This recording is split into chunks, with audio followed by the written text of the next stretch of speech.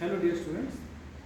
In last lecture we have discussed about the different microorganisms which can be present or distributed in the water environment and how they are different with respect to the depth and availability of the nutrition. Type of reservoir and distribution of microorganisms can be varied with respect to the physical factors.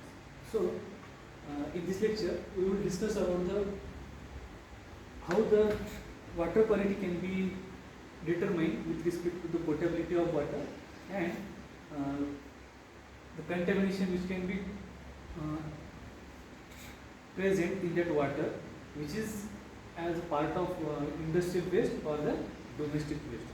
So in this lecture we will discuss about the determining the sanitary quality of water with respect to the fecal pollution. It is nothing but a wastewater which can be released from the domestic waste, and now when it enter into the water reservoir, it represents the flora from fecal contamination. So that's why by using different methods we can determine whether that water is potable or whether it is contaminated with the fecal source of contamination. So basically we will discuss about the significance of water, why it is the need to determine the water quality or the fecal contamination of particular water, whether it is potable or whether it is contaminated with the fecal contamination. So in this we are discussing about the significance. The most common danger associated with the drinking water is direct or indirect contamination by sewage, other waste of human and animal origin. It is nothing but while discussing about the fecal contamination, it is nothing but a human excreta which can be entered into the water reservoir, and that water can be used as a community for the drinking purpose, and that water if contaminated with this fecal contamination, it acts as a major source of diseases, and these diseases can be spread throughout villages or city. So the common danger which is associated with the drinking water is nothing but a fecal contamination, whether it is released from the sewage, other waste, whether it is industrial or domestic waste, or from animal or human origin. Discharge from municipal sewers is one of the most important water quality issue worldwide. Municipal corporation collectively collect the waste from domestic or rural area or urban area, and after treatment it release that water to the reservoir.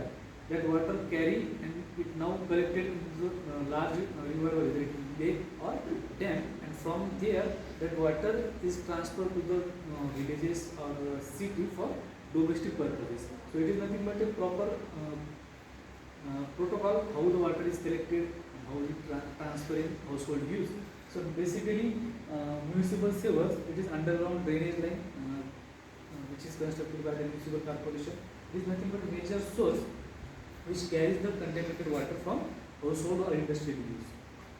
Waterborne diseases like cholera, diarrhea, typhoid, hepatitis, gastroenteritis are spread due to the contaminated water and has great health concern. While discussing about the significance, that contaminated water acts as a major source of contamination and it transfers diseases like cholera, diarrhea, typhoid. These are the diseases which can be occur due to the drinking of contaminated water, which has the pathogens or organisms which are causing this type of disease to the consumer. So that's why with this respect or health concern, we have to check the water quality with respect to sanitary quality. Fecal pollution of drinking water introduces a variety of intestinal pathogens.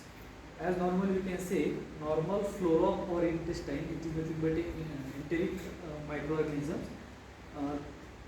After that excreta which is released from the animal or human, it is now collected into the drainage line, or it is transferred to the drainage line, and it nothing but a representative flora of your intestine.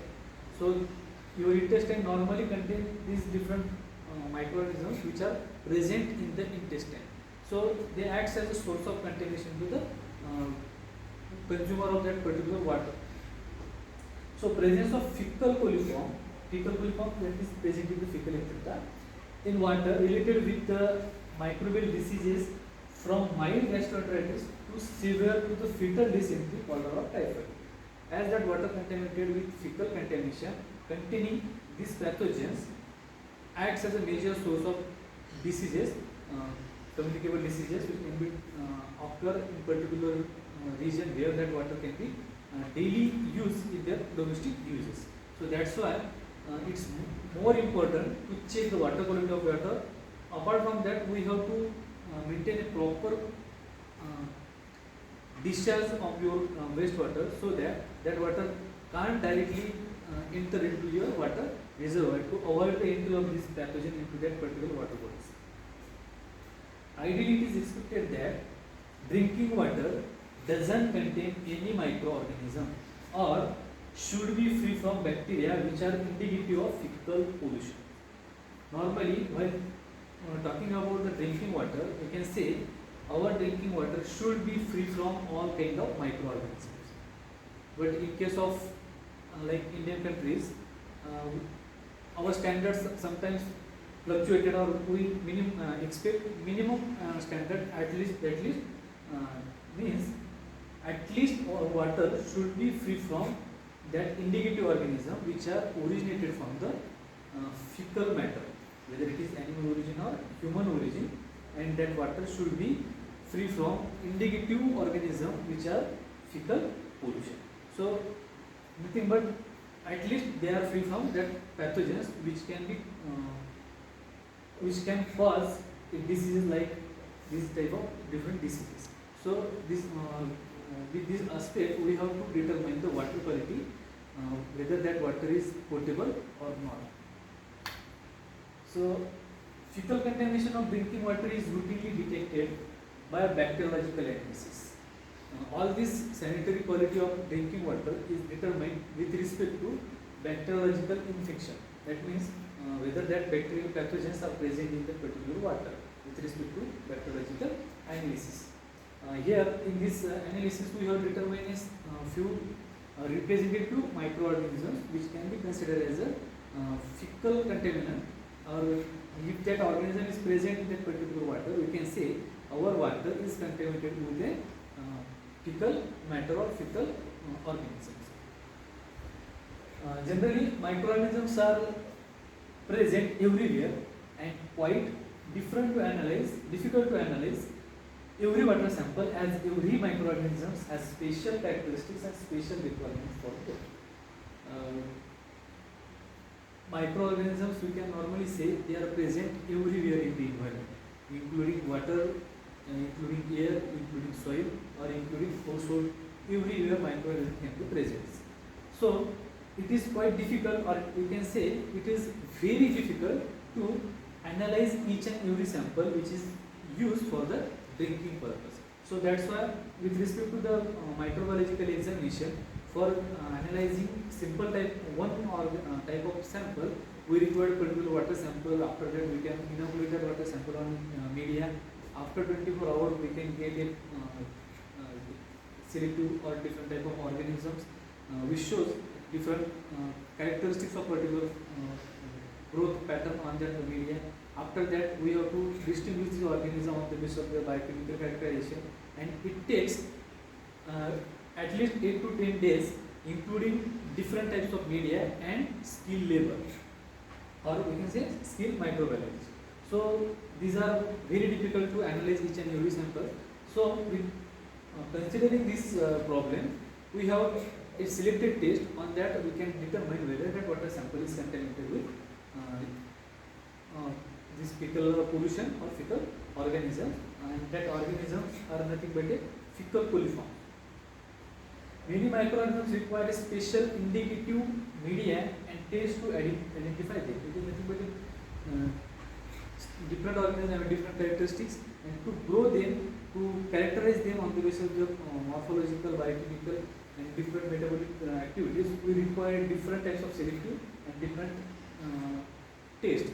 So it is quite difficult. That's why approach has been adapted to analyze the indicative organisms from water sample which are indicative of fecal coliform and are normally present in gut of human and animal and present in large number in human cases. So by considering this problem, to overcome this issue, we have to analyze this water sample, but each and every sample is quite difficult. So that's why we have prepared a separate method by using indicative organisms which are normally present in human and animal intestine in large quantity, and as they present in the intestine, they normally present in the excreta which is released from this human or animal, and if they are present in the water sample, we can normally say if that indicative organism is present in the water, we can say that water sample is contaminated with the human feces or excreta, or that water sample is contaminated with the fecal organism or fecal contamination.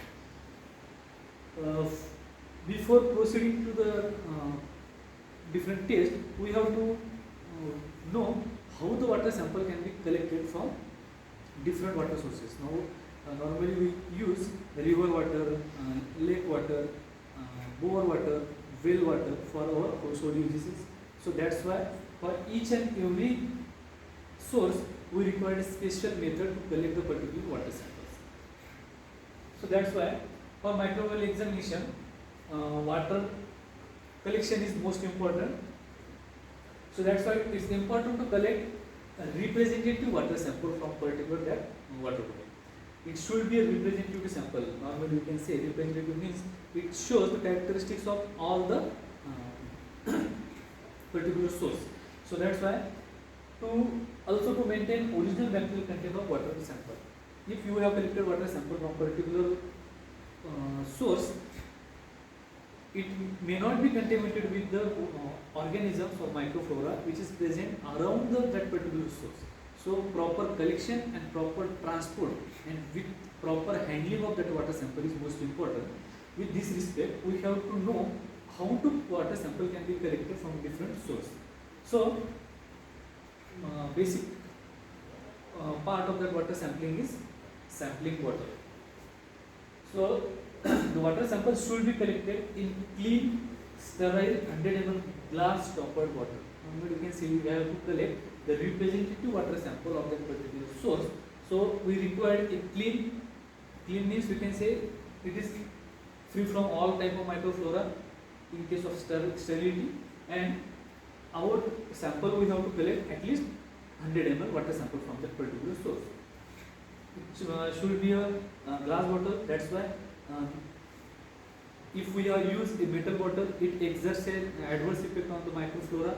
That's why our taste can be manipulated or our expected result can be changed. That's why we have to use a glass bottle, or we can use a plastic bottle as well for collection of water samples. And that bottle should be sterile by using proper sterilization methods.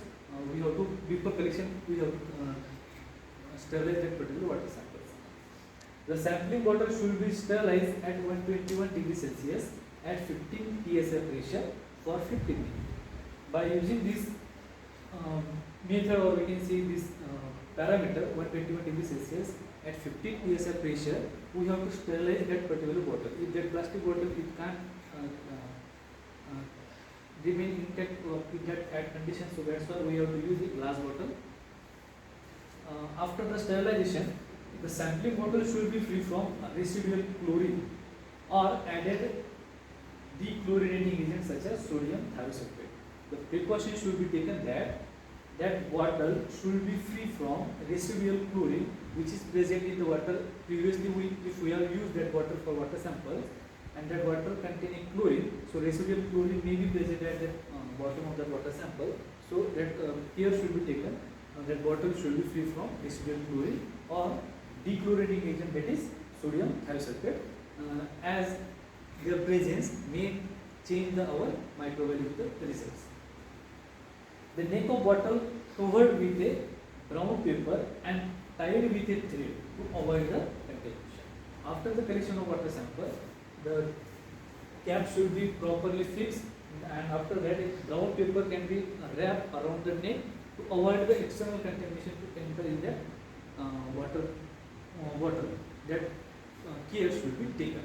So in this way we have to prepare for a water sampling, and it is a proper protocol we have to follow. In next lecture we will discuss about how the different water sample will be collected with respect to the tap water, river water, bore water or tube well water. We will discuss in next lecture.